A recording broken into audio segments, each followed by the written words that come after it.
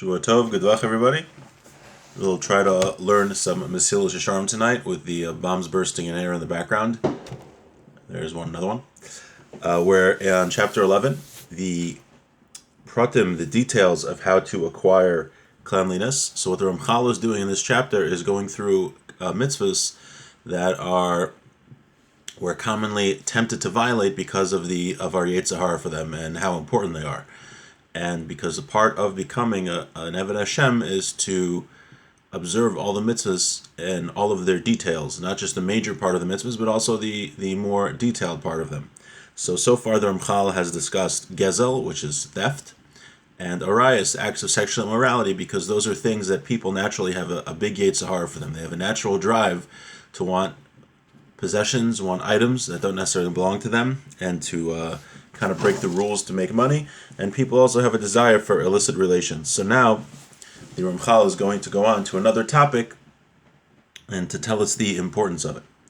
V'hinei, dibarnu mishnei gufei averos chamuros, shebnei adam krovim likashel be'anfeim mipnei rubam shel ha'anafim v'rov netios libo shel adam b'ta'avaso alayim. So far we've discussed two serious sins that people are very likely are close to falter in them because of their many details and because of man's desire for them. The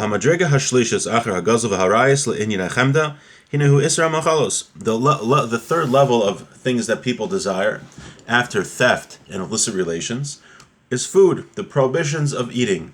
Right? Jews, we have to keep kosher. We're not allowed to eat everything. So the Ramchal is going to discuss the topic of keeping kosher and the importance of it in serving Hashem. Whether we're talking about eating something which is treif. Now, treif refers to an animal that had a certain blemish, which would mean that it wouldn't live for 12 months. So that is prohibited according to the Torah, even though we use the term treif now very often just to refer to something which is not kosher. When we talk about treifos, it means something which has a blemish, whether it be in the lung or somewhere else in the body, that the animal wouldn't be allowed to live, wouldn't be able to live for more than a year. So therefore, we are forbidden in the Torah to eat those types of animals. Or whether it's a mixture, forbidden mixture. Right? Sometimes you could have, let's say you have a pot of cholent, and a forbidden food falls into the pot of cholent. So there are different rules about whether you're allowed to eat it or whether you're not allowed to eat it. Whether we're talking about meat and milk, which is a prohibition to eat together, or there's a prohibition to eat certain fats which come from the animal. Or when you buy it in the store and it has a hechsher on it, those fats have already been removed. V'dam, and blood, we're not allowed to eat blood. The inyan bishule goyim, or things that were cooked by goyim. The inyan giule goyim, or things that were cooked in goyish pots. Yain niskam ustam yenim, we're not allowed to use wine that was used as libations in an idolatrous service, and we're also not allowed to drink wine that was touched by goyim. Kol elo hanakius behem tzarich diktuk gadol v'tzarich chizuk. All of these areas need a lot of precision, need a lot of study, and you have to be careful with it, and it needs chizuk. We need strength. Ki yesh tavas alev hamis'ava b'machalam hatovim v'chesron hakis b'surei hatarovas yotz b'zeh. There is a taiva. People have a natural desire to want to eat good foods, right? You're very hungry and you drive by the non-kosher restaurant and it smells geschmack, and you just want to go in and have something. There's a Yetzer Hara for that. Also, about taruvis. Taruvis, there is a big Yetzer Hara because it could cause you to lose a lot of money. For example, again, taruvis is a forbidden mixture. Let's say you're in the kitchen and it's right before Shabbos and you're making food for Shabbos and you have a lot of guests coming. You have a huge pot of cholent, like we said, or you have a huge thing of chicken you're preparing, or you just bought a $50 roast from a store, and something forbidden falls in it, some non-kosher food falls in it, or some milk falls in it.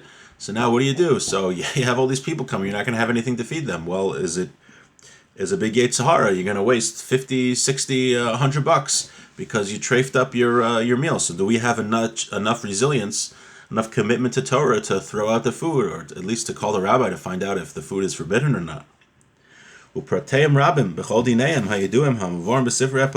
a lot of details to the kosher laws. people don't realize is the code of Jewish law, and many books of the rabbis are filled with details and laws about the kosher laws. And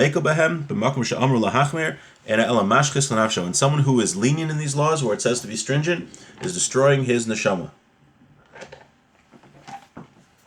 The Kach Amr, this is what they said. Do not make yourself impure and become impure by them. If you become tame with them,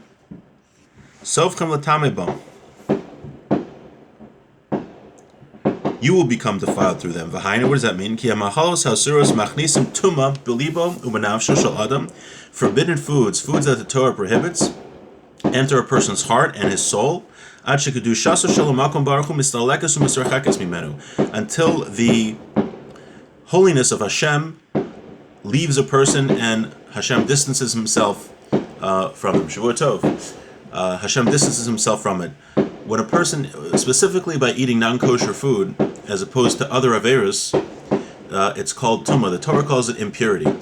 Now, this avera specifically, this sin specifically, what is impurity? What does impurity do? It causes a separation between man and God. It makes it harder. It makes it harder for us to get into contact with spirituality.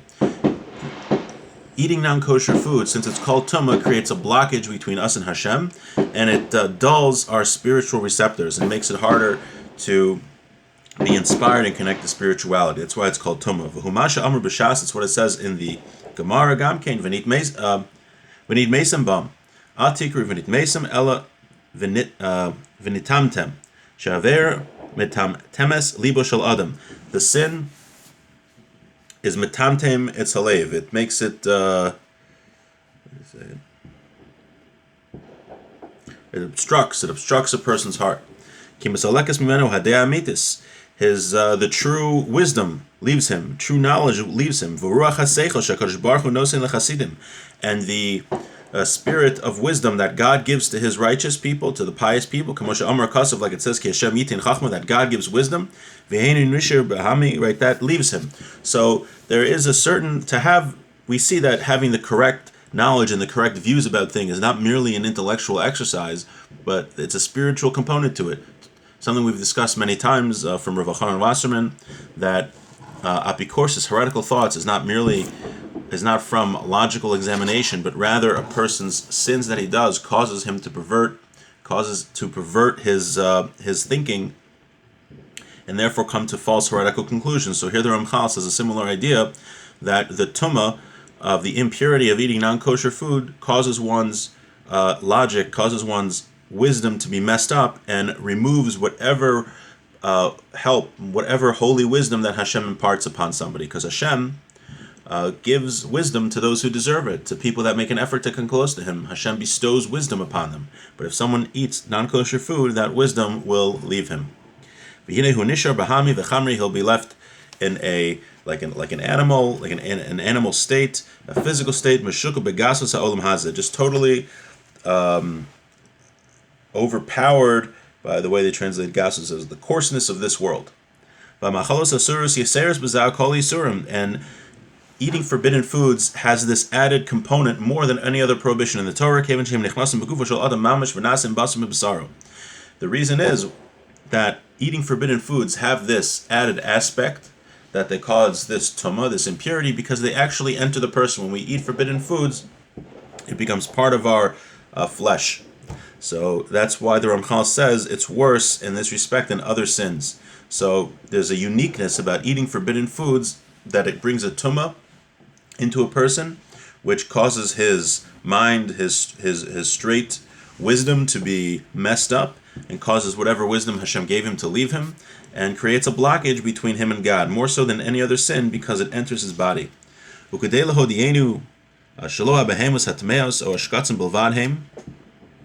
And it's not only the forbidden animals that the Torah prohibits, right? Like pigs, we all know we can't eat pigs.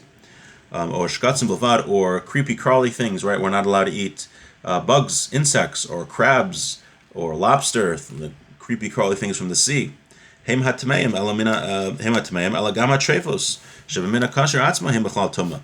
not only these impure animals themselves which cause impurity, But even kosher animals that are treif, like we were talking before, that they have a blemish in them, even kosher animals, that will also cause this spiritual impurity to enter a person.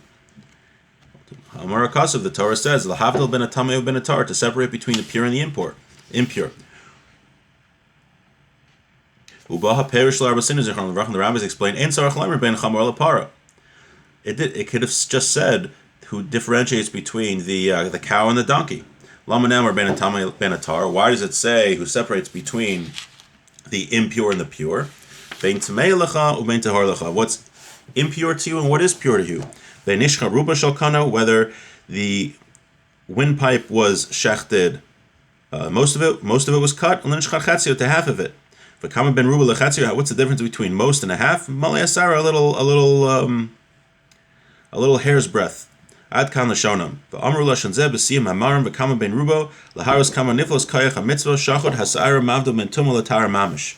So there's when an animal is slaughtered, a cow, for example, you have to have a majority of the windpipe and esophagus have to be cut, and it has to be the majority of each one. You can't just be half. So the Ramchal is pointing out that if you have an animal where half the windpipe is cut, that's treif, totally not kosher.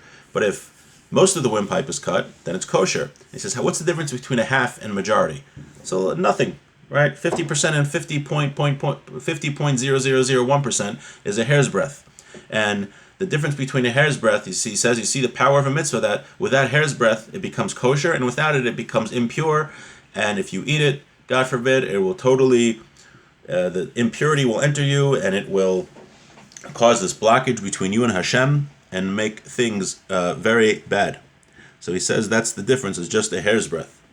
V'hinei. Mishiesh lo moch b'kadkado, someone who has a brain in his skull, yachshov yisuri hamaychal b'machalim ha'arsiim. When thinking about the prohibition of eating forbidden foods, one should think about eating poison. Or something that's mixed with poison. Kihine im davar ze ye'era. Hayakal adam alatzmo la'achol mimeno im yishar lo be'o'eze beis michush v'afilu chash ktana. Says if you had any doubt that the food you were about to eat contained poison, would you eat it? Of course not. Right? If you had a thing of M&Ms and 100 M&Ms, 1,000 M&Ms, and you knew one of them had poison in it, would you eat any of the M&Ms? No, of course not. For sure you wouldn't do it. V'im yakel. And if you would eat it, you'd be considered a fool. Af iser amaychel. So too the prohibition of eating forbidden foods. Kfar be'arnu shehu eres mamish u'lev nefesh. We're learning here. It was taught to us that eating forbidden foods is like a poison to the soul and to the heart. If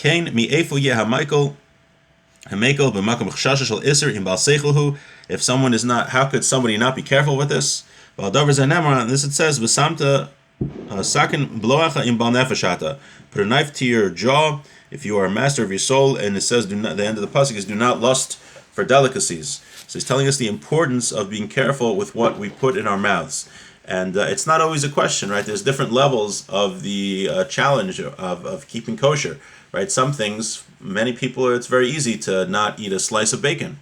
But where it becomes difficult is, sometimes people don't realize you buy certain produce in the grocery store and they're infested with bugs. There's a Torah prohibition that one is not allowed to eat insects. That's a very severe prohibition. And some people don't realize that a lot of romaine lettuce or different types of vegetables and produce that you would get in the supermarket can be infested. So if anyone's interested, I have a friend, Chavrusa, who's very involved in this, in clarifying which types of produce are problematic and what you can get. And it's something that we all have to be careful in. And the rule is, if you're not sure if something's kosher, ask, right? Call me, I can try to find out, and call anybody. Try to find out if something's kosher, if there's an issue. There's many issues we don't realize. That's why we always have to get things from a reputable hechsher, because there's a lot of stuff that goes into the kosher laws, and so it's very important to have a reputable kashrus agency. There are many of those in the country, which check things, because we see the seriousness of eating non-kosher is that more than any other sin, since the non-kosher food enters our body, it causes a tumah, which is a blockage between us and God, and causes us to not be straight with our thinking and service of Hashem.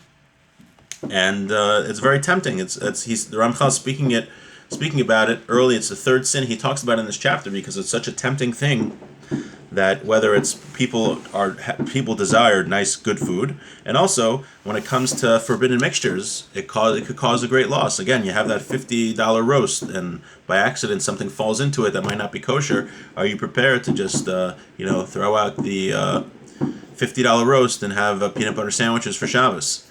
It's a very big challenge, so it's something that we all need chizik on whatever level we're on. And if anyone has any questions, please feel free to get in touch. Hope everyone has a beautiful week and enjoy the fireworks.